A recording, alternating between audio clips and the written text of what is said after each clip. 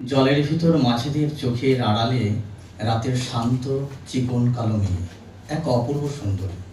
কাদা মাখা মুখ, ঠোঁট ধরা পড়েছিল জেলে মাছেদের জালে। জলের কপালের ঠোঁটের নতুন এক পৃথিবীর রূপ, যেখানে মুক্ত শীতল কান্তি প্রেম, জীবনের আলাপ, জীবনের শেষ আর ভালোবাসা ছিল এক হাঁটু ভরা জলের গভীরে। সে রাতে ওদের মিলন হয়েছিল, দেহের সঙ্গে দেহের, মনের সঙ্গে মনের। ওরা ছিল একদিন অচিন দেশের অচিন পাখি, এখন একে অপরের বেশ চেনা।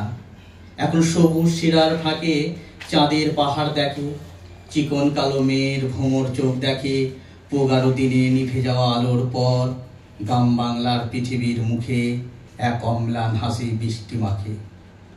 আমার দ্বিতীয় নিবেদন, মধ্যরাত।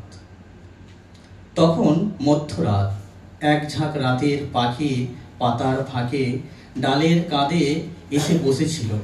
দেখেছিল মাটির বুক চেরা মৃত্যুকে, শুনেছিল ওদের নীরব কান্না। দেখা হয়নি ল্যাংটো শিশুর চোখে মাটির হাজার হাজার বোবা গল্প।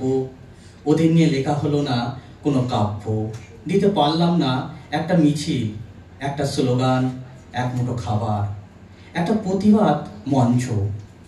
ওদের কোনো কিছুই দিতে পারলাম না।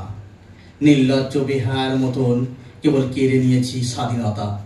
ওদের মুখের হাসি দেওয়ার মধ্যে কেবল একটু কষ্ট দিতে পেরেছি, জীবনের ব্যর্থ ঘামে ভেজা কপাল চুম্বন। সেই রাতে নারীর বুকের স্তন যুগলের ঠিক নিচে যন্ত্রণার স্রোত শিরার ভিতর বিষয়টা বিশেষভাবে ভাবিয়ে তোলে। গাছগুলো নীরবে দাঁড়িয়ে জ্যোৎস্নার আলিঙ্গনে নতুন যৌবনে ফিরে পাচ্ছে।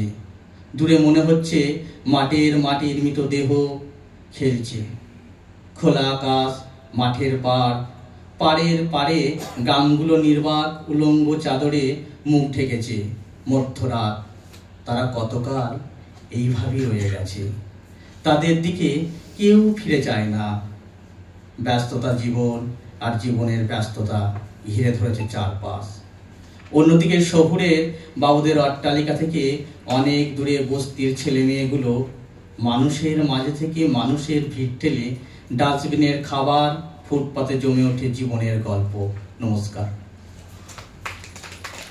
ধন্যবাদ মলয় কুমার মাঝি। এবার আমরা কবিতা শুনবো।